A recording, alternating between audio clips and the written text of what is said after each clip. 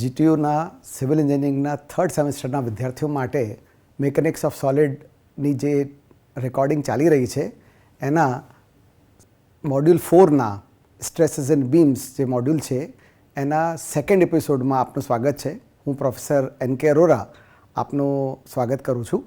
અને લાસ્ટ લેક્ચરમાં આપણે જે ચર્ચા કરી એમાં મોસ્ટલી આ ચેપ્ટર માટેની જે પ્રી રિક્વિઝિટ હતી એના વિશે ચર્ચા કરી, જેમાં ખાસ કરીને આપણે બેન્ડિંગ શું છે, બીમ શું છે, પછી સેન્ટ્રોઇડ અને મોમેન્ટ ઓફ ઇનર્શિયા કેવી રીતે આપ ડિડ્યુસ કરવાના હોય છે, અને અમુક સ્ટેન્ડર્ડ કેસીસ જે શિયર ફોર્સ એન્ડ બેન્ડિંગ મોમેન્ટના છે એ પણ આપણે ત્યારે જોયા હતા. તો હવે આજે એનાથી આગળ વધતા પ્યોર બેન્ડિંગ ઉપર જઈએ. અને પ્યોર બેન્ડિંગમાં અત્યારે સૌથી પહેલાં આપણે થિયોરી ઓફ પ્યોર બેન્ડિંગ કરશું, એનું ડેરિવેશન કરશું, અને એના પછી આપણે એના ઉપર બેઝ થોડાક દાખલા ગણશું. આપણે હવે થિયોરી ઓફ પ્યોર બેન્ડિંગ લઈએ તો theory of pure bending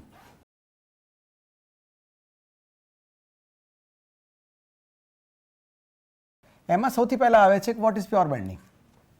pure bending એટલે એ એવી સિચ્યુએશન જેમાં there is only bending moment, beam wherein you are having only bending moment and there is no shear force, no shear force.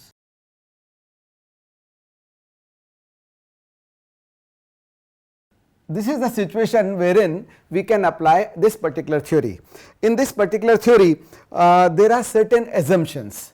So we will discuss one by one all the assumptions, and after discussing what are their implications in determining and finding out derivation, that also we will discuss. So first is we will talk about the assumptions.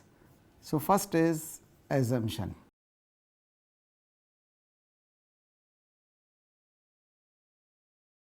In first assumption, we assume that beam is straight. That is, it does not have initial curvature. So there is no initial curvature.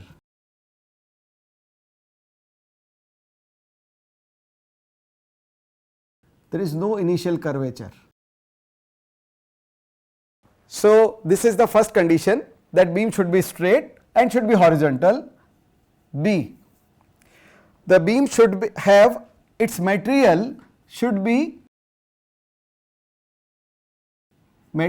must be homogeneous and isotropic.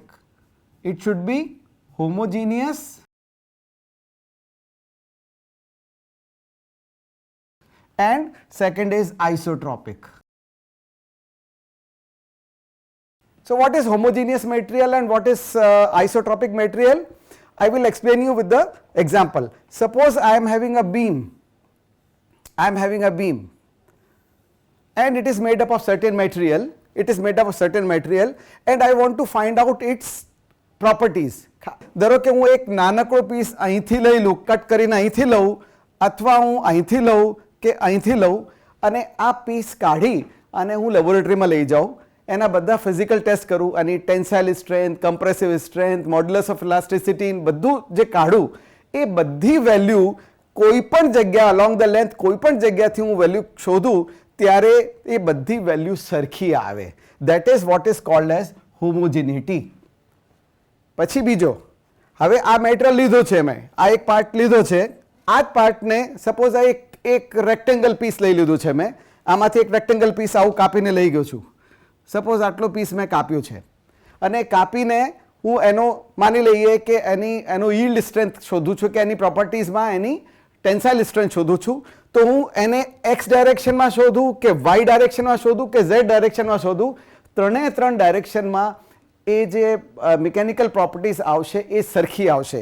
So it will B cold as isotropic material. તો એનું meaning એ થયું કે આ બધી properties છે, આ મટીરિયલની જે properties છે આ કોઈ પણ લોકેશન સ્પેસિફિક નથી. So the meaning of this is it is location specific નથી, નો લોકેશન સ્પેસિફિક. અને સિમિલરલી આમાં નો ડાયરેક્શન સ્પેસિફિક.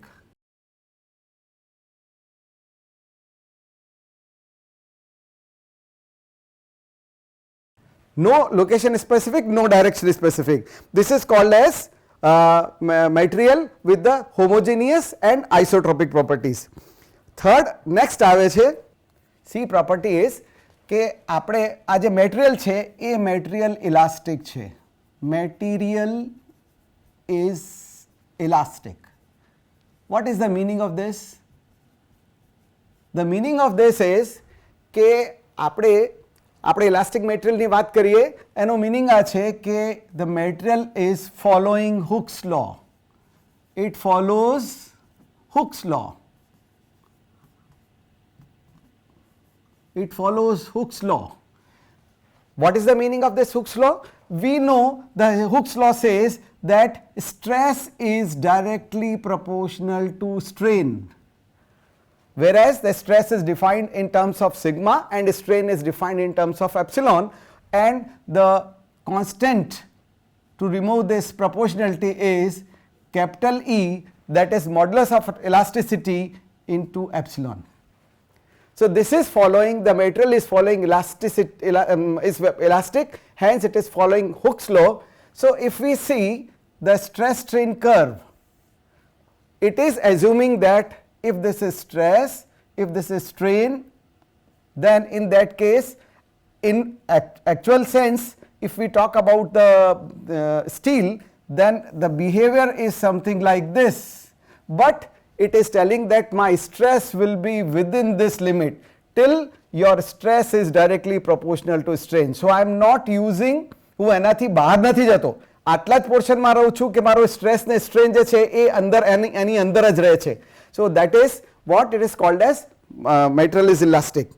પછી next is એનું જે સેલ્ફ વેટ છે, જે બીમનું જે સેલ્ફ વેટ છે, next is આ સેલ્ફ વેટ છે એ નેગ્લિજિબલ છે. Self weight of beam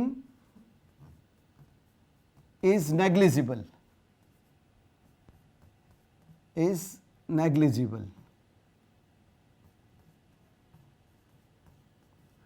means જ્યારે આ બીમ છે અને આપણે એના ઉપર કોઈ લોડ નથી લગાડતા છતાં પણ કેમ કે આ વેટલેસ ગણ્યું છે આપણે એના કારણે steel it will remain straight. The main function of using this particular assumption is કે બીમ જે છે બેન્ડ જ નથી થતું, એટલે ઇનિશિયલી જે સ્ટ્રેટ કન્ડિશન આપણે જે કન્સિડર કરી છે એ સ્ટ્રેટ કન્ડિશન આમાં રહેશે. પછી the beam is next is E, the beam is prismatic. Beam is prismatic. What is the meaning of prismatic?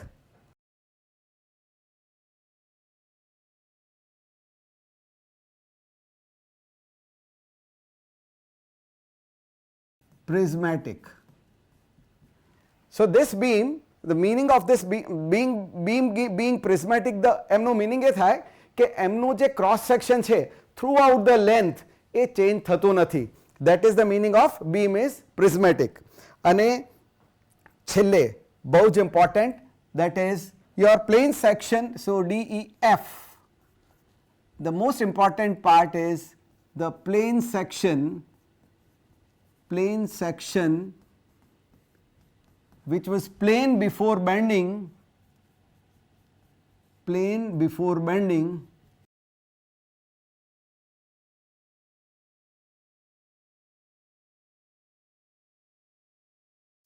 remain plane after bending, remains plane after bending.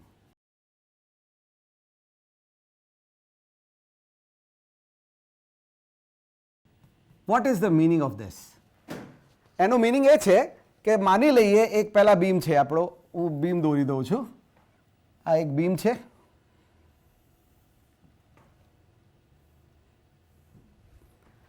અને એ number of આ જે beam છે એને હું આવી રીતે એના ઉપર એક ગ્રીડ બનાવી દઉં છું. બીમની અંદર આવી લાઇન્સ દોરી દઉં છું, horizontal as well as vertical. આ બધી લાઈન હું પહેલાં એક બીમ લીધો છે, એને લોડ નથી કર્યો અત્યારે, અને બીમ એમને એમ જે ઇનિશિયલી કોઈ લોડ નથી એના ઉપર, ત્યારે પરિસ્થિતિ આમની આવી રહેશે. પણ જ્યારે હું લોડ લગાવું અથવા એના ઉપર મોમેન્ટ લગાવું ત્યારે આ બેન્ડ થાય. બેન્ડ થાય તો નેચરલી એનો શેપ આઉટ થઈ જશે.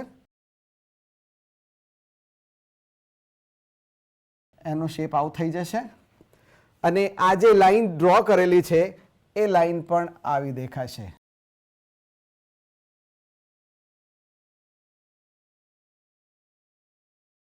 અને આ જેવી રીતે વર્ટિકલ લાઈન છે એ પણ વર્ટિકલ લાઈન આવી રીતે વર્ટિકલ લાઈન થઈ જશે.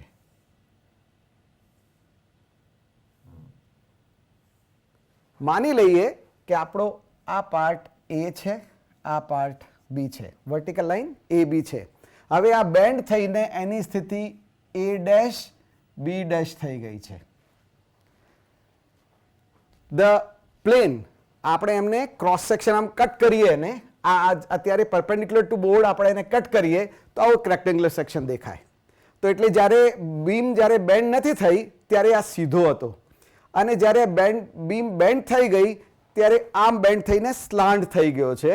ત્યારે પણ આ જે પોઈન્ટ છે એ ડેશ બી ડેશ અને એ બી જે સ્ટ્રેટ લાઇનમાં હતા ત્યારે પણ સ્ટ્રેટ લાઇનમાં રહેશે. એટલે પ્લેન બિફોર બેન્ડિંગ આ સ્ટ્રેટ લાઇન હતી, આફ્ટર બેન્ડિંગ પણ સ્ટ્રેટ લાઇન રહેશે. એટલે ટૂંકમાં એનું પ્લેન, કેમ કે અત્યારે આપણે 2 ડાયમેન્શનમાં જોઈએ છીએ, તો એનું પ્લેનની વાત કરીએ તો 3 ડાયમેન્શનલી આ પ્લેન જે સ્ટ્રેટ હતો એ પ્લેન હતો એ પછી પણ પ્લેન જ રહેશે.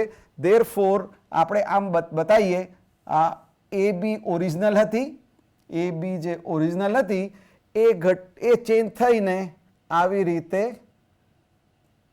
એ બી ડેશ એ ડેશ બી ડેશમાં ના શેપમાં આવી જશે. તો આ કહેવાનું મિનિંગ આ છે કે ડિફોર્મેશન જે છે એ જે પણ ડિફોર્મેશન થયો, ડિફોર્મેશન થયો કેમ કે આ બેન્ડ થયું, ડિફોર્મેશન છે એ પર્ટિક્યુલર પોઈન્ટના એક બાજુ ને બીજી બાજુ જઈએ તો એ ડિફોર્મેશન લિનિયર રહે છે. એનો મિનિંગ શું છે કે આ લાઇનમાં રહે છે. એનો ખાસ મિનિંગ આ આવે છે કે જે તમારા સ્ટ્રેન છે, એટલે આજે આ પોઈન્ટથી અહીંયા પોઈન્ટ આવ્યો એટલે એની લેન્થ ઘટી, આ બાજુથી આ બાજુ આવ્યો એટલે એની લેન્થ વધી. બોટમમાં લેન્થ વધે છે, ટોપમાં લેન્થ ઘટે છે. એટલે આમ કહીએ તો આ સ્ટ્રેન, આ basically this is representing a strain diagram wherein the strain are considered to be linear. એટલે એનું મિનિંગ જે અલ્ટિમેટલી આવે છે એ છે કે strains are linear. Strains are linear. That is the meaning of this particular, આ particular એનું meaning જે છે ને આ આવે છે. પછી last G, Poisson's effect. Poisson's effect is neglected. Effect is neglected. What is the Poisson's effect? આપણને ખબર છે જ્યારે આપણે એને કોઈ પણ વસ્તુને પ્રેસ કરીએ, એનો કમ્પ્રેશન થતું હોય, એની લેન્થ ઘટતી હોય તો પરપેન્ડિક્યુલર ડાયરેક્શનમાં એનો ડાયમેન્શન વધે છે. તો અહીંયા પણ જ્યારે આપણે જોઈએ કે કમ્પ્રેશન ઉપર આવે છે, ટેન્શન એના કારણે નીચે આવે છે, એના કારણે આ ડાયરેક્શનમાં perpendicular to the board either એનું એક્સપાન્શન થવું જોઈએ અથવા રિડક્શન થવું જોઈએ, પરંતુ એ પણ થતું નથી. એ આપણી requirement as per the assumption છે. સો this also is being neglected. Now એના પછી આપણે એનું બેસિક જે ફોર્મ્યુલા છે એનું ડેરિવેશન કરીએ. માની લઈએ આપણી પાસે, so we are going for derivation of pure bending equation. Pure bending equation. So we are having, initially આપણી પાસે આવી એક બીમ છે, ઇનિશિયલી એક આવી બીમ છે જે એકદમ સ્ટ્રેટ છે, એના ઉપર કોઈ મોમેન્ટ લાગતો નથી, અને એના ઉપર ઇનિશિયલી કોઈ મોમેન્ટ લાગતો નથી અને આપણે બે સેક્શન, બે પર્ટિક્યુલર પાર્ટ આપણે એના કન્સિડર કરીએ, આ છે અને આ, એની વચ્ચે શું થાય છે એની આપણે વાત કરીશું. તો આપણે જેવી રીતે વાત કરી કે બીમ હજી તો બેન્ડ થયો નથી, તો એક એની લેન્થ, એક એમનો ન્યુટ્રલ એક્સિસ છે એ અહીંયા રહેશે. ન્યુટ્રલ એક્સિસ રહેશે એટલે આ આપણે એને માની લઈએ કે એને આપણે સેગિંગ બેન્ડિંગ મોમેન્ટ લગાડીએ છીએ. સેગિંગ બેન્ડિંગ મોમેન્ટ લગાડીએ તો ઉપર કમ્પ્રેશન આવશે, નીચે ટેન્શન આવશે. હજી આપણે લગાવ્યું નથી, પણ ત્યાં સુધીની એની લેન્થ L રહેશે.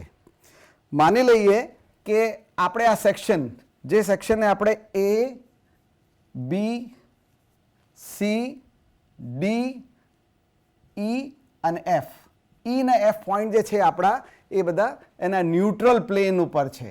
This is basically your neutral plane. આ ન્યુટ્રલ પ્લેન ઉપરના આ જે બે પોઈન્ટ જે x ડિસ્ટન્સથી આ બાજુ અને જેની ટોટલ બેની વચ્ચેની ડિસ્ટન્સ dx છે, વચ્ચેની ડિસ્ટન્સ dx છે. દેન માની લઈએ એનો કોઈ પણ ક્રોસ સેક્શન છે. આનો શેપ જે છે કોઈ પણ હોઈ શકે, રેક્ટેંગલ હોઈ શકે, ટ્રાયંગલ હોઈ શકે, કોઈ પણ શેપ હોઈ શકે. આ શેપ છે એટલે જ્યારે આપણે એમને ન્યુટ્રલ પ્લેનની વાત કરીએ તો સામે એની સામે ન્યુટ્રલ એક્સિસ પણ હશે. ક્રોસ સેક્શનમાં જોઈશું ત્યારે એ ન્યુટ્રલ એક્સિસ હશે. This is a neutral axis.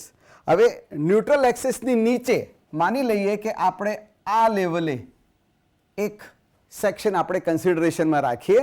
એ જે સેક્શનમાં કન્સિડરેશનમાં રાખીએ એ માની લઈએ it is GH. This is GH. હવે આ સેક્શન GH અહીંયા પણ દેખાશે સેમ લેવલે, આ સેક્શન પણ GH આપણને અહીંયા દેખાશે. રાઈટ. હવે એને માની લઈએ કે આ ડિસ્ટન્સ y છે, આ ડિસ્ટન્સ y છે. નેચરલી આ પણ y જ હશે, આ પણ y જ હશે. So now we are seeing that before bending, જ્યારે આ તો બિફોર બેન્ડિંગની સ્થિતિ છે. સો બિફોર બેન્ડિંગ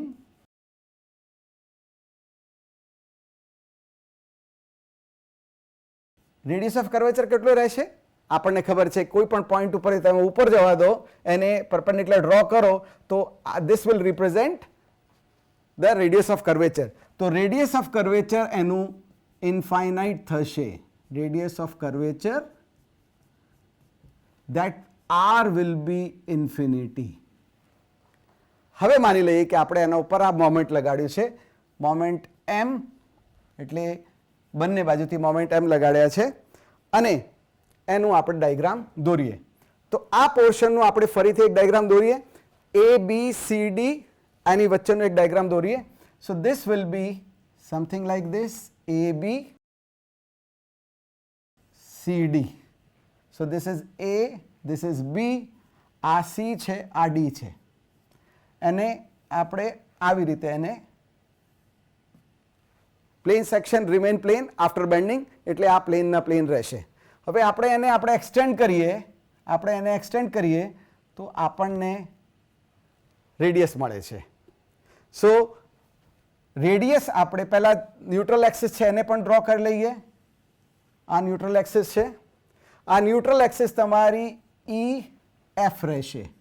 કેમ સેમ રહેશે? બિકોઝ એની કોઈ લેન્થ ચેન્જ થતી નથી, માટે એ EF રહેશે. પરંતુ જે GH છે એ થોડુંક લાંબુ થઈ જશે અને એ GH છે એ G' H' થઈ જાય છે. G' H' થઈ જાય છે. G' H' થઈ જાય છે. એટલે ટૂંકમાં આ કેસમાં જે રેડિયસ ઓફ કર્વેચર છે એ તમારો રેડિયસ ઓફ કર્વેચર બીમના સેન્ટરથી એટલે એના ન્યુટ્રલ એક્સિસથી ગણાય. સિમિલરલી આ ડિસ્ટન્સ તમારી પહેલાં વેલ ડિફાઇન્ડ છે, that is equal to y. માની લઈએ આ એંગલ થીટા છે, માની લઈએ આ એંગલ થીટા છે. હવે આ જે લેન્થ વધી એના કારણે કોઈ પણ લેન્થ વધતી હોય તો એના કારણે સ્ટ્રેન આવે. વી નો કે strain is equal to change in length divided by original length. So આપણે હવે change in length divided by original length કરીએ. સો આમાં જોઈએ ઓરિજિનલ લેન્થ છે તમારી GH અને ચેન્જ ઇન લેન્થ છે G', H'. તો ટોટલ ચેન્જ કેટલો થયો? G', H' માઇનસ GH કરીએ તો આપણને ચેન્જ ઇન લેન્થ મળે છે. અને ઓરિજિનલ લેન્થ કેટલી છે? That is equal to GH. અને GH કોના બરાબર છે? That is equal to EF. So here we know that GH is equal to, before bending, is equal to EF. Here EF remain as it is. Therefore, EF in this case will be equal to R into theta. Theta angle છે અહીંયા. Angle is equal to arc upon radius or arc is equal to angle into radius. Therefore, EF જે છે તમારું that will be equal to R into theta. Similarly, G', H', A value કેટલી થશે? આ total એમનું radius become R plus Y. So this has become R plus Y. Theta બંનેમાં સરખા છે એટલે એની પણ વેલ્યુ થીટા રહેશે. હવે what will be strain? Change in length divided by original length. So change in length કેટલી થઈ? G', H' minus GH divided by GH. So epsilon will be equal to change in length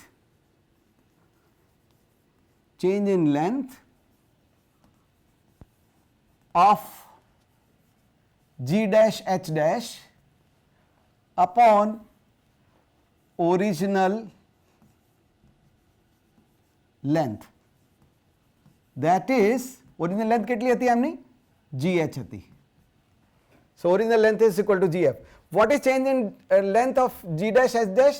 That will be equal to G', H' minus GH divided by GH. અને GH કોની બરાબર છે? GH is equal to EF. Therefore, we will be writing G', H' minus EF divided by EF. That is equal to your strain. હવે strain will be equal to, હવે એની value મૂકીએ, R plus Y into theta. So this will be R plus Y into theta minus EF મારું જે છે, EF જે છે that is equal to R theta. So ફરી એમની વેલ્યુ મૂકું છું, R theta, that is equal to R theta divided by R theta. This will be equal to, હવે R theta minus R theta કરીએ એટલે 0, Y theta divided by R theta, Y theta divided by R theta, or theta theta will get cancelled, પછી આની value આવશે Y by R. Therefore, strain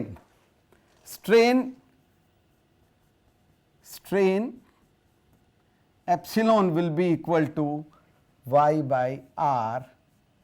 This is my equation number 1. હવે એની સાથે મેં એક વાત કરી હતી, જ્યારે એઝમ્પશન થયું હતું ત્યારે મેં વાત કરી હતી કે material is elastic. Material is elastic and follows Hooke's law.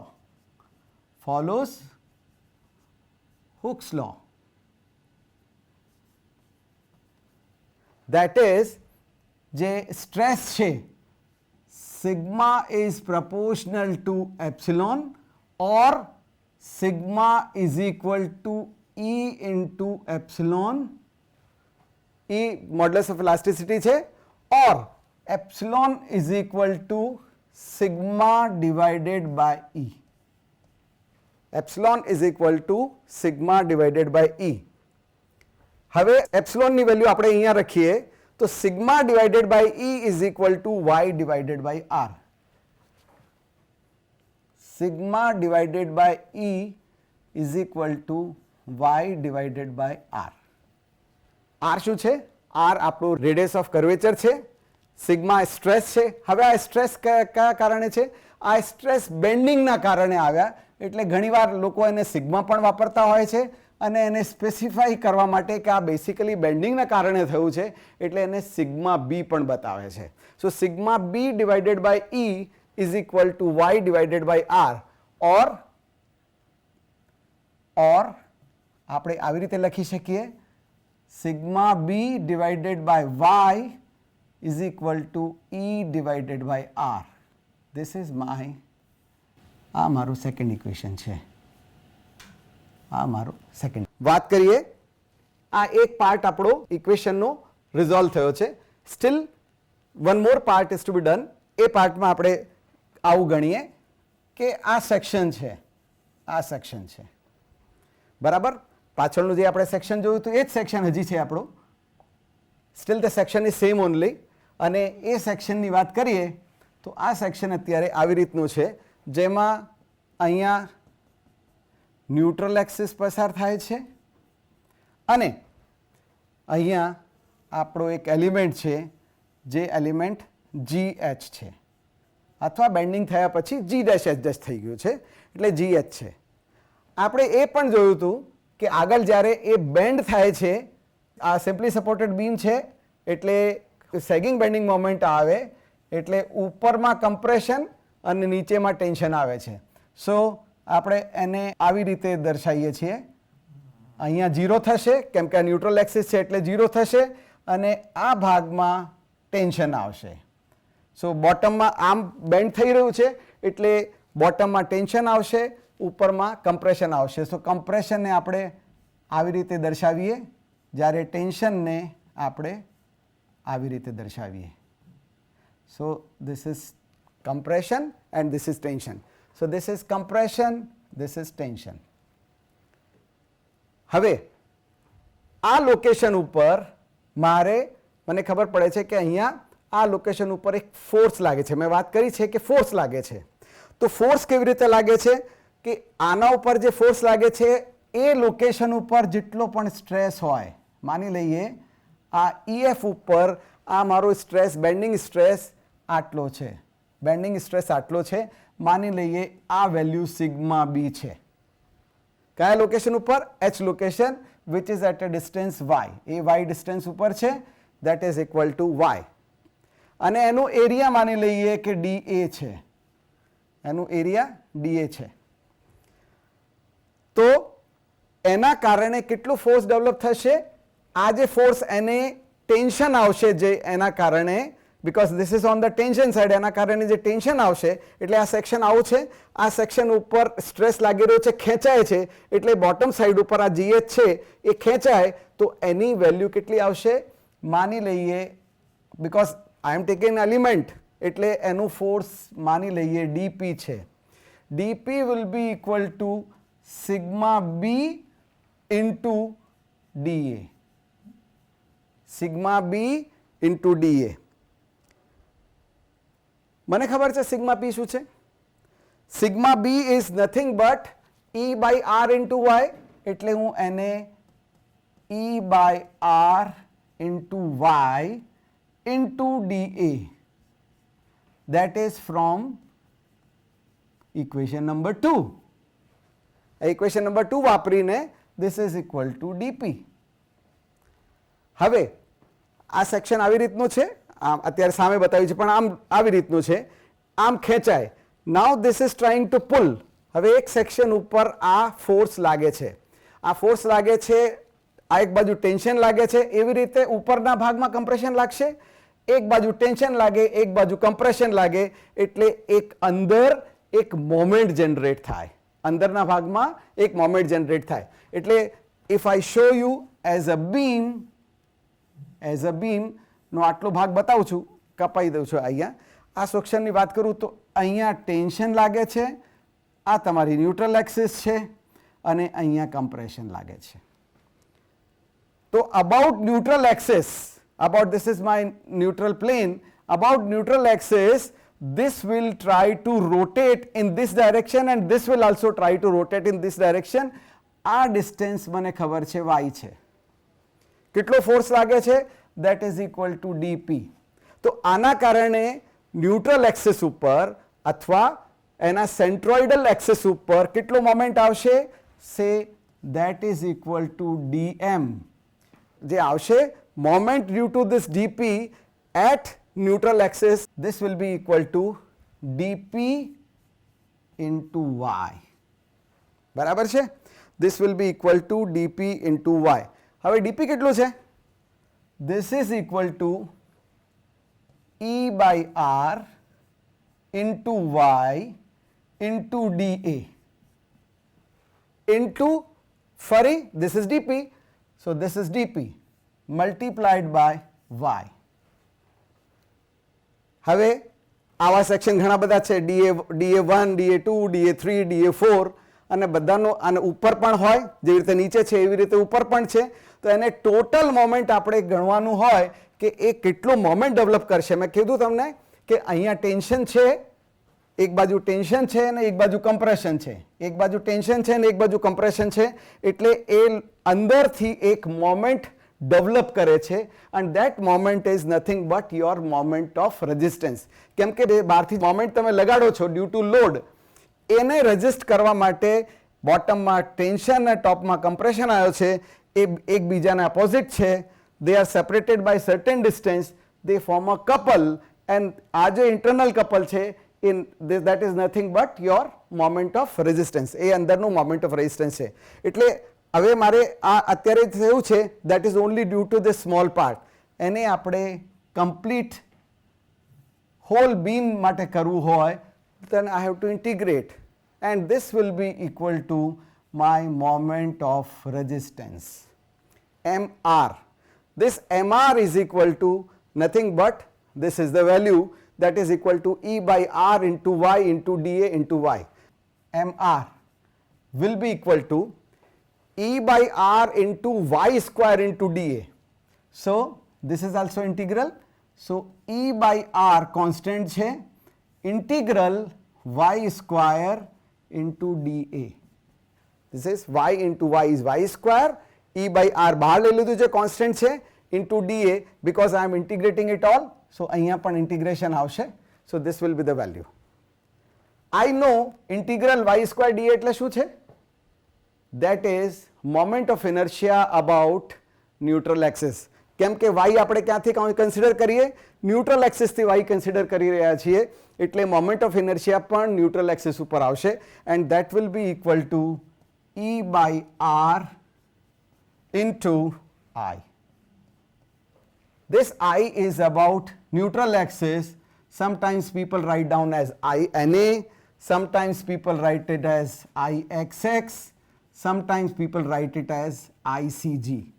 કોઈ પણ લખો તમે, basically mr will be equal to e upon r into y. So આપણે જોયું mr is equal to e by r into જે y square dA આવ્યો તો integral that is equal to I. Therefore mr upon I is equal to e by r. This is my equation number 3.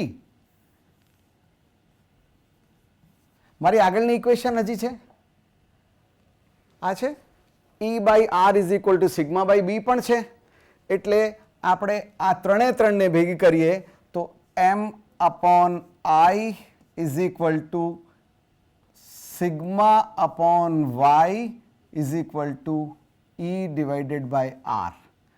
This is a equation known as equation of pure bending.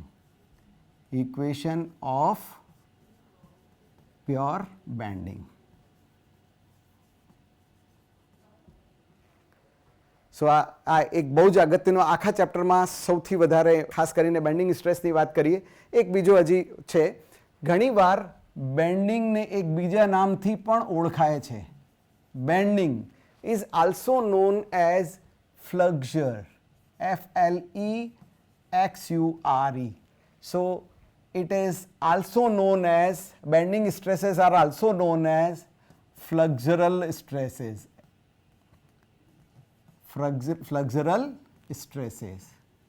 So જ્યારે પણ આપણે ફ્લેક્ઝરલ સ્ટ્રેસીસની વાત કરીએ અથવા bending સ્ટ્રેસની વાત કરીએ ત્યારે m upon I is equal to sigma upon y is equal to e by r is the formula to be used. અને એમાં શું શું છે?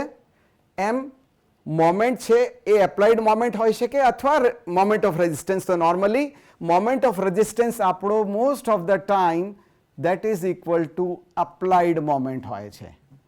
અપ્લાઇડ મોમેન્ટ હોય છે.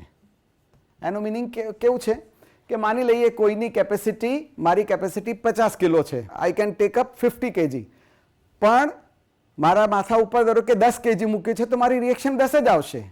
20 મૂકે તો 20 આવશે, 49 મૂકે 49 આવશે, અને 50 મૂકશું તો 50 આવશે, પણ 50થી વધી ના શકે. એટલે મારી મોમેન્ટ રેઝિસ્ટિંગ કેપેસિટી 50 છે તો મારી ટોટલ વેલ્યુ એનાથી વધી ના શકે. પણ મોસ્ટ ઓફ ધ ટાઈમ જેટલો મેં એપ્લાય કર્યો હોય આટલી જ મારી રિએક્શન આવતી હોય.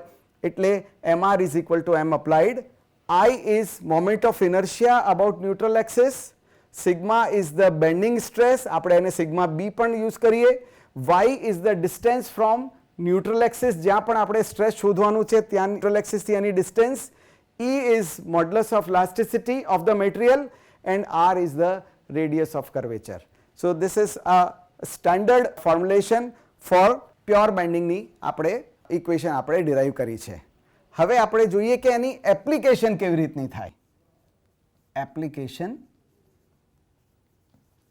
Of this equation. એના માટે સૌથી પહેલાં કોઈ પણ સેક્શન છે એ સેગિંગમાં છે, એટલે આપણે જોયું કે એનું સ્ટ્રેસ ડાયાગ્રામ આપણે જ્યારે દોર્યું હતું. સો સપોઝ ધીસ ઇઝ સેગિંગ, આ સેગિંગમાં છે. આ જ્યારે સેગિંગમાં હોય, આમ બેન્ડ થતું હોય, એટલે સેગિંગ એટલે આવું થયું. એટલે આ જ્યારે બેન્ડ થતું હોય તો બોટમમાં ટેન્શન અને ટોપમાં કમ્પ્રેશન આવે છે. આ ક્રોસ સેક્શન કોઈ પણ હોઈ શકે છે.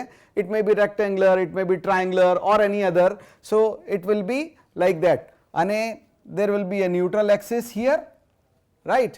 હવે ન્યુટ્રલ એક્સિસની સાપેક્ષમાં આપણે જ્યારે એના સ્ટ્રેસ ડાયાગ્રામ દોરતા હોઈએ ત્યારે આપણે જે આગળ જે ડાયાગ્રામ દોરેલા છે એ આવી રીતના છે, જેમાં આપણે બતાવીએ કે આ ટેન્શન છે, આ ટેન્શન છે, આ ટેન્શન છે, આ કમ્પ્રેશન, કમ્પ્રેશન, કમ્પ્રેશન. એને આપણે રિપ્રેઝેન્ટ કરીએ સિગ્મા બી. કમ્પ્રેશન છે એટલે સી, સિગ્મા બી, બી એટલે bending, that is tension.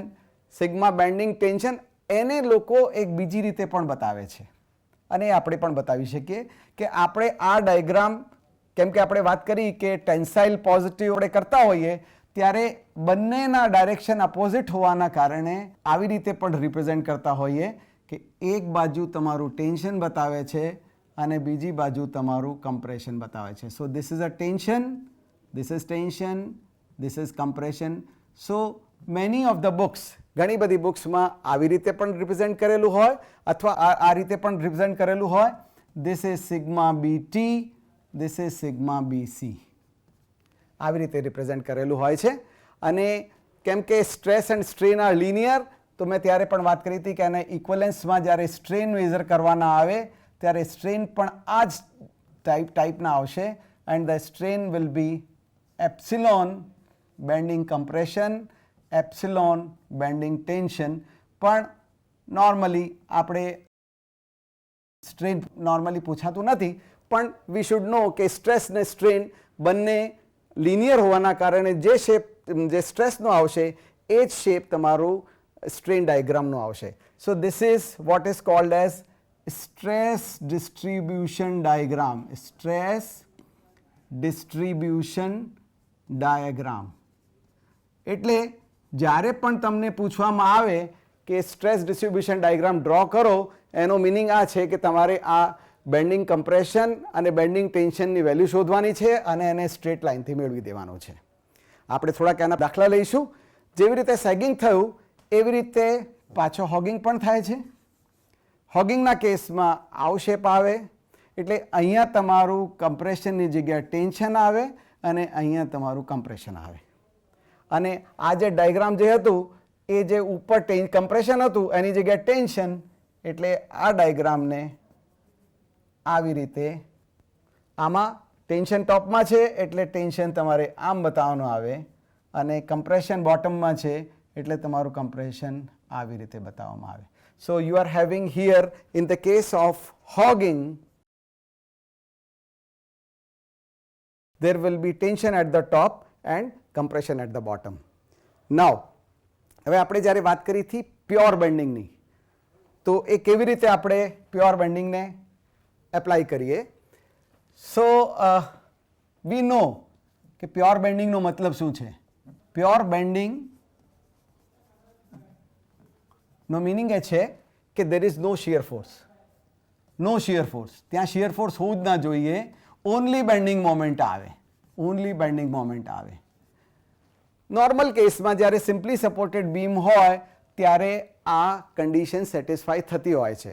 For example આપણે એક આ કેસ લઈએ, એક આ બીમ છે જેના ઉપર યુડીએલ લાગે છે, એના શિયર ફોર્સ અને બેન્ડિંગ મોમેન્ટ ડાયાગ્રામ બંને દોરીએ. પહેલાં આગળ પણ દોરેલા છે એટલે પાછો રિપીટ કરું છું કે અહીંયા ડબલ્યુ ઇન્ટેન્સિટી છે, લેન્થ એલ છે, અને એને આપણે જ્યારે બેન્ડિંગ મોમેન્ટ અને શિયર ફોર્સ ડાયાગ્રામ દોરીએ તો એનો શિયર ફોર્સ ડાયાગ્રામ આવી રીતનો આવે છે.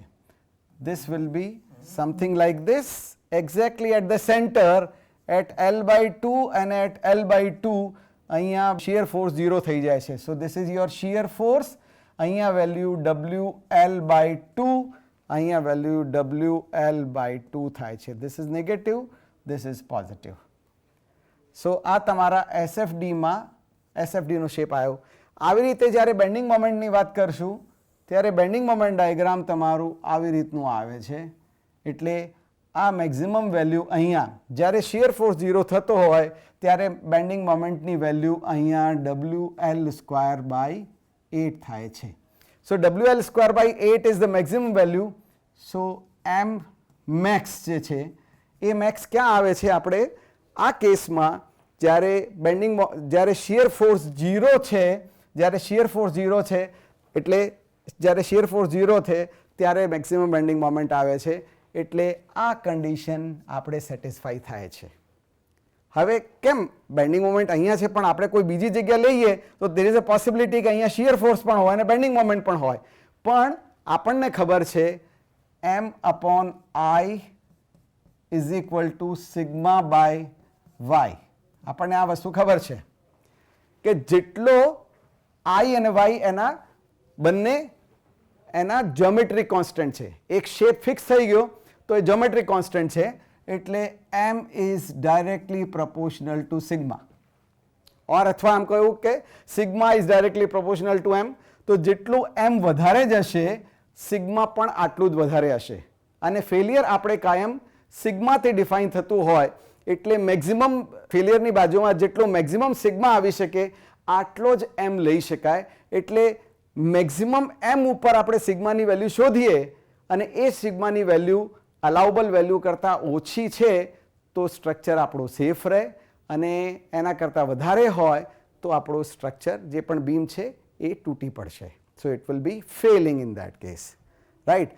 હાઉએવર હવે બીજા કેસ જોઈએ. જેવું કીધું આ એક કિસ્સો કીધું કે મારે ખરેખર સ્ટ્રેસ કન્ડિશન અહીંયા શોધવી છે, અહીંયા શોધવી છે. અહીંયા શિયર ફોર્સ જોઈએ તો અહીંયા કંઈક વેલ્યુ છે, બેન્ડિંગ મોમેન્ટની પણ વેલ્યુ છે. આવા કિસ્સા આગળ જે આપણે પ્રિન્સિપલ સ્ટ્રેસીસ એન્ડ સ્ટ્રેન્સ વગેરે કરશું ત્યારે એ લેવામાં આવે છે. પણ હાલમાં આપણે આ કન્સિડર કરી કે બીમ્સમાં બધી જગ્યા પ્યોર બેન્ડિંગની થિયોરી એપ્લાય થાય છે, એવી રીતે આપણે આગળ વધીએ છીએ. હવે આપણી જે ઇક્વેશન હતી M/I is equal two σ/y, or M is equal to I/y into sigma. મેં જેવું કીધું I અને y આ બંને વેલ્યુ જે છે એ એની જ્યોમેટ્રી ડિપેન્ડન્ટ છે. એ જ્યોમેટ્રી ડિપેન્ડન્ટ છે. કેમ?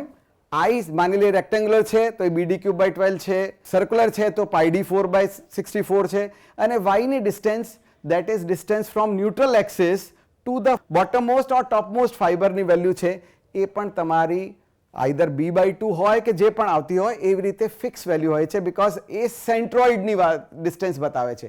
જ્યારે સેન્ટ્રોઇડ બતાવતો હોય ત્યારે આ વેલ્યુ આપણી fix. So both are geometrically dependent.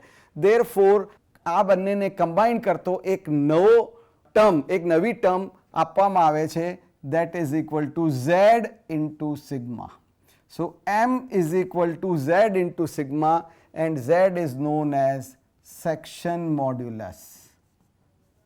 Section modulus. હવે જેવી રીતે સ્ટાન્ડર્ડ વેલ્યુઝ જે છે આપણે મોમેન્ટ ઓફ ઇનર્શિયા વગેરેની કાઢી છે, એવી રીતે આની પણ સ્ટાન્ડર્ડ વેલ્યુ આવે છે. બે ત્રણ જે મોસ્ટ કોમન શેપ છે એની આપણે આપનો સેક્શન મોડેલ શોધીએ તો પહેલો જે છે એ રેક્ટેંગલ છે જેની વિડ્થ b, ડેપ્થ d છે. એની ન્યુટ્રલ એક્સિસ સીજીમાંથી પસાર થાય એટલે આ ડિસ્ટન્સ d/2 અને આ ડિસ્ટન્સ d/2 થશે. I also know that this is my neutral axis. So I about neutral axis or also known as sometimes લોકો એને IXX પણ કહેતા હોય, એને લોકો ICG પણ કહેતા હોય, that is equal to BD cube by 12. Any value આપણે પહેલા લેક્ચરમાં જે આપણે વાત કરી હતી, that is equal to BD cube by 12. Now I is known, so now Y. Y is the distance from neutral axis to the either top side or bottom side. એટલે તમે ટોપ સાઈડ, આ કેસમાં તો symmetrical છે એટલે ટોપ ને bottom બંને d/2 છે, પણ અમુક કિસ્સા એવા આવશે જેમાં બંને d/2 ના હોય, અનઇક્વલ હોય, ત્યારે આ z ની વેલ્યુ અલગ અલગ થશે. કેમ કે ડિવાઇડેડ બાય એકવાર d/2 કર્યું છે, બીજી વાર પણ d/2 કર્યું તો બંને સરખા થયા, પણ એક બાજુ માની લઈએ કે અહીંયા 40 mm છે ને અહીંયા 80 mm છે તો બંને વેલ્યુ અલગ અલગ થઈ જશે. એટલે y જે છે એ આપણે ટોપ અને બોટમ, એટલે y is equal to y ટોપ. આપણે ઉપરના ભાગની વાત કરીએ તો this is equal to d/2, ત્યારે z will be defined as z top. Z will be defined as z top and that will be equal to z I know equal to I divided by y. So I is BD cube divided by 12 divided by y ની value ટોપ માટે અહીંથી આ maximum distance, that is equal to d/2.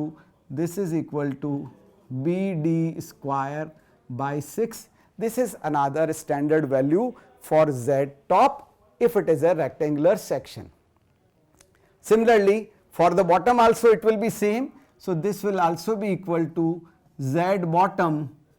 કેમ કે y ની value સરખી છે, આ તો I તો કોન્સ્ટન્ટ રહે છે, y ની વેલ્યુ પણ બોટમ સાઈડમાં પણ આપણે y ની વેલ્યુ લઈએ, that is also equal to d/2. So this is also equal to BD square by 6. So this is a standard value for rectangular section. Similarly, આપણે જ્યારે વાત કરીએ સર્ક્યુલર સેક્શનની, ત્યારે સર્ક્યુલર સેક્શનમાં એનો સેન્ટ્રોઇડ અહીંયા આવતો હોય, એટલે એ આપણને ખબર છે, આગળ આપણે ભણી ચૂક્યા છીએ. ઇફ ડાયામીટર ઇઝ d, એનો ડાયામીટર d છે, તો આ ડિસ્ટન્સ પણ d/2 અને આ ડિસ્ટન્સ પણ d/2 આવે. અને કેમ કે આ મારું ન્યુટ્રલ એક્સિસ છે, આ મારું સેન્ટ્રોઇડ છે, સેન્ટ્રોઇડમાંથી પસાર થતો એક્સિસ મારો ન્યુટ્રલ એક્સિસ છે, એટલે ન્યુટ્રલ એક્સિસ પરથી જે મોમેન્ટ ઓફ ઇનર્શિયા મને મળે છે, IXX is equal to I neutral axis is equal to pi d4/64. આ પણ એક સ્ટાન્ડર્ડ વેલ્યુ છે જે આપણે અગાઉ ડિસ્કસ કરી ચૂક્યા છીએ. સો pi d4/64 અને આની વેલ્યુ y ની વેલ્યુ, હવે y ની વેલ્યુ ટોપ અને બોટમમાં અલગ અલગ હોઈ શકે, એટલે z will be equal to z top if y is equal to y top. તો ન્યુટ્રલ એક્સિસથી ટોપ સુધીની ડિસ્ટન્સ d/2 છે, that is equal to pi d4/64 divided by d/2, that is equal to pi d cube by 32. Similarly, કેમ કે Z ટોપ અને Z bottom બંને d/2 છે, એટલે Z bottom will also be equal to pi d cube by 32. What will be its unit? કેમ કે આ d cube છે, પાઈ કોન્સ્ટન્ટ, 32 જે છે એ કોન્સ્ટન્ટ, એટલે કાયમ z will be in millimeter cube અને I છે that will be in millimeter raised to power 4. So pi and 64 are constant, d raised to power 4, so millimeter raised to power 4 and this is millimeter raised to power 3. So આવા ઘણીવાર, આ તો બિલકુલ simple shapes છે, ઘણીવાર typical shapes પણ આપેલા હોય, ટી સેક્શન હોય, આઈ સેક્શન આપેલું હોય, એક રેક્ટેંગલ ઉપર હાફ સર્કલ મૂકી દીધું હોય, ફૂલ સર્કલ મૂકી દીધું હોય, આવું બધું અલગ અલગ શેપ્સ આપણે જ્યારે આવતા હોય એ કેસમાં આપણે આની વેલ્યુ ઘણીવાર એક્ઝામમાં એની ઝેડ વેલ્યુ આપણે પૂછાતી હોય, જેમાં ઝેડ ટોપ અને ઝેડ બોટમ અલગ અલગ હોઈ શકે. આપણે એકદમ સિમ્પલ દાખલા જેમાં આપણે સ્ટ્રેસ ડાયાગ્રામ દોરવાનું છે એવું આપણે પૂછવું છે. સો એક એક્ઝામ્પલ સોલ્વ કરીએ. Suppose there is a beam, a cantilever beam, there is a cantilever beam which is loaded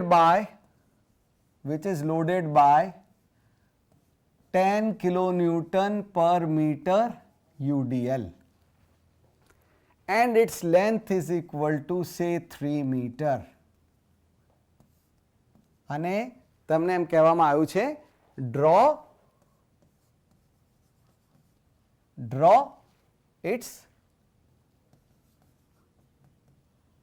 bending stress diagram.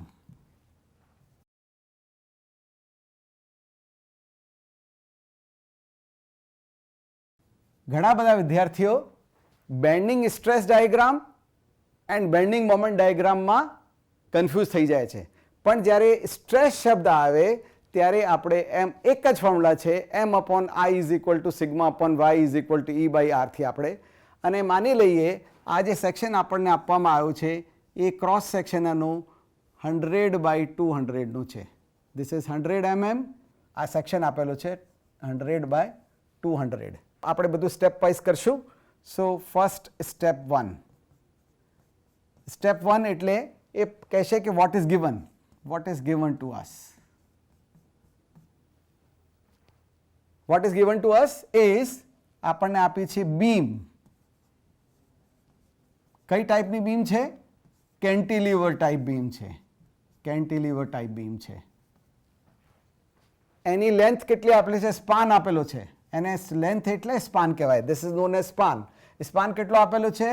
L = 3 metre આપેલું છે. એના ઉપર લોડિંગ કઈ ટાઈપની છે? UDL, uniformly distributed load, UDL, that is equal to 10 kilonewton per meter. What is to be found out? હવે એમાં it is given and to determine.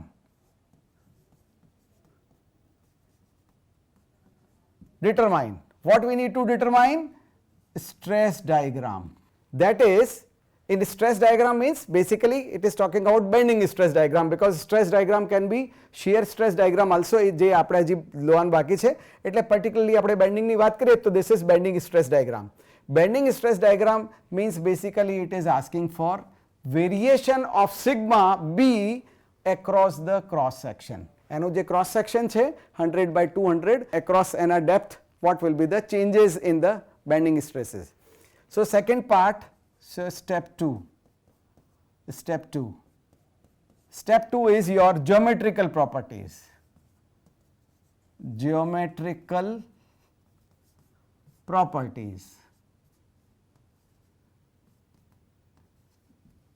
In geometrical properties બે properties આવે છે. પહેલો છે સેન્ટ્રોઇડ. સેન્ટ્રોઇડ ક્યાં હશે? આપણે જાણીએ છીએ કે જ્યાં સેન્ટ્રોઇડ ક્યાં હોય, એના સેન્ટર ઉપર હોય, તો આ ડિસ્ટન્સ d/2, આ ડિસ્ટન્સ d/2, એટલે આ 100 mm છે, આ પણ 100 mm છે, 100 mm અહીંયા અને 100 mm અહીંયા છે. અને therefore centroid is at 100 mm from, બંને લખવા પડે, બોટમ પણ અને ટોપ પણ. સો from bottom and top both. આ બાજુથી પણ 100, આ બાજુથી પણ 100. કેમ આ કેમ જોઈએ છે? Because Y top and bottom લખવાનું છે, કેમ કે આપણે વાય ની વાત કરશું. Y is the distance, most distant fiber from neutral axis. એટલે neutral axis is your centroidal axis. Centroidal એક્સિસથી મેક્સિમમ ટોપ ડિસ્ટન્સ કેટલી છે, મેક્સિમમ બોટમ ડિસ્ટન્સ કેટલી છે, એ આપણે સેન્ટ્રોઇડની લોકેશનથી ખબર પડે છે. પછી આવે છે સેન્ટ્રોઇડ, પછી આવે છે moment of inertia. V call it as mi. Moment of inertia I will be equal two, મને ખબર છે એની વેલ્યુ છે bd³/12. So this will be equal two b કેટલું છે 100, d³ 100 into 200³ divided by 12. So this value will come out to be 6.66 into 10 raised to power 7, because this is moment of inertia, millimeter raised to power 4.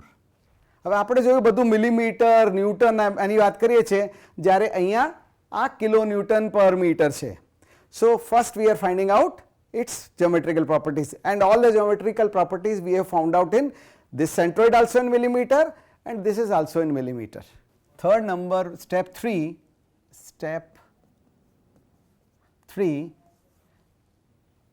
that is bending moment.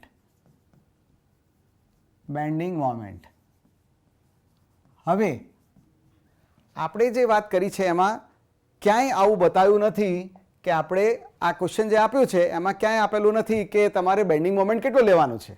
તો bending moment આપણે શોધવું પડશે, because diagram આપ્યું છે એનાથી bending moment શોધવું પડશે. હવે બેન્ડિંગ મોમેન્ટ જ્યારે દોરવા જઈએ તો આખો bending moment all along the length change થતું હોય છે, એટલે એની લોકેશન પણ નથી આપેલી કે કઈ જગ્યા ઉપર મોમેન્ટ લેવાનું છે. એટલે આપણે જ્યારે કોઈ સ્પેસિફિક બેન્ડિંગ મોમેન્ટની વેલ્યુ અથવા લોકેશન ના આપેલી હોય તો મેક્સિમમ બેન્ડિંગ મોમેન્ટ આપણે લેવાનો રહે. તો આ કેસમાં જ્યારે યુડીએલ હોય, એક સ્ટેન્ડર્ડ કેસ તરીકે બેન્ડિંગ મોમેન્ટ એનું WL²/2 આવે છે, કેમ કે એનું ડાયાગ્રામ આપણે પહેલાં જોયેલું છે.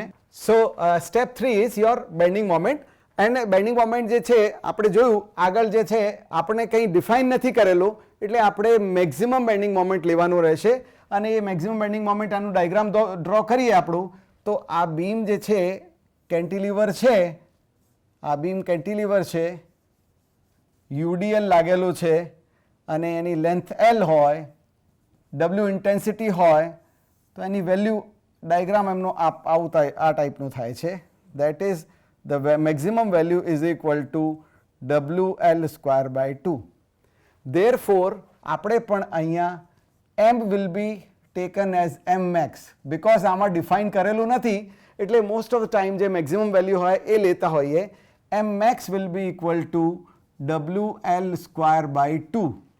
W કેટલું છે? આ નેગેટિવ મેં વેલ્યુ છે. W કેટલું છે? W મને આપેલું છે 10 કિલોન્યુટન પર મીટર, મલ્ટીપ્લાઇડ બાય લેન્થ કેટલી છે 3 metre, so 3² divided by 2, so that is my m. Applied moment will be equal to 10 into 3²/2, that is equal to 10 into 9/2, એટલે 45 કિલોન્યુટન મીટર. આગળ આપણે જોયું કે બધું જે આપેલું છે મિલીમીટરમાં આપેલું છે, એવી રીતે સ્ટ્રેસ જ્યારે શોધતા હોઈએ ત્યારે આપણે ન્યૂટન અને મિલીમીટરમાં શોધતા હોઈએ, એટલે એને પણ કન્વર્ટ કરીએ. That will be 45 into kilonewton to newton 10⁻³ metre to millimetre 10⁻³ એટલે this will be equal to 45 into 10⁻⁶ Newton millimeter. So this will be the value of our m value. Now we know m, we know I, because what is my formula? My formula says That is, now step 4 is my bending stress.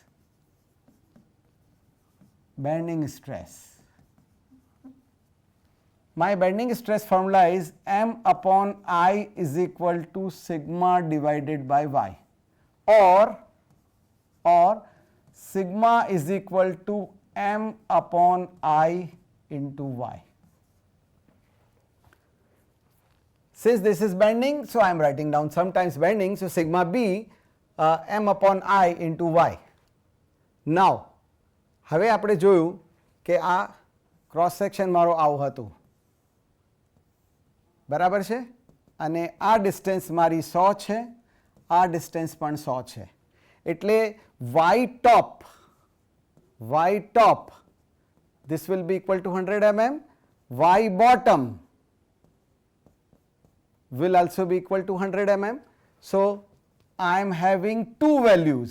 અહીંયા મારે જ્યારે શોધવાની આવે value, અહીંયા આવશે sigma બી, કેમ કે આ કેન્ટિલીવર બીમ છે એટલે ટોપમાં ટેન્શન આવશે સિગ્મા બી ટી. બોટમમાં બીકોઝ આ કેન્ટિલીવર બીમ છે એટલે હોગિંગ આવે છે, આમ બેન્ડ થાય છે એટલે ઉપર ટેન્શન ને નીચે કમ્પ્રેશન આવે છે.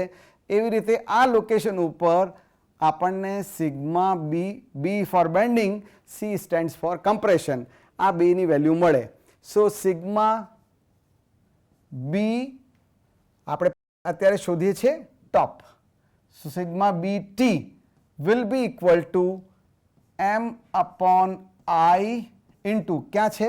Tension is at the top, therefore y will be equal to y top.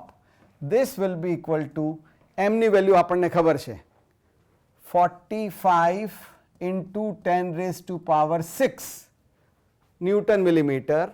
I ની વેલ્યુ મને ખબર છે 6.66 into 10 raised to power 7 into y top. Y top is again, y top is 100 mm. This is equal to 100 mm.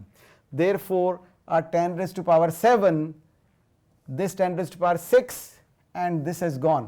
So 450 divided by 6.66 karsu, tyare this value will come out to be 67.56 Newton per millimeter square.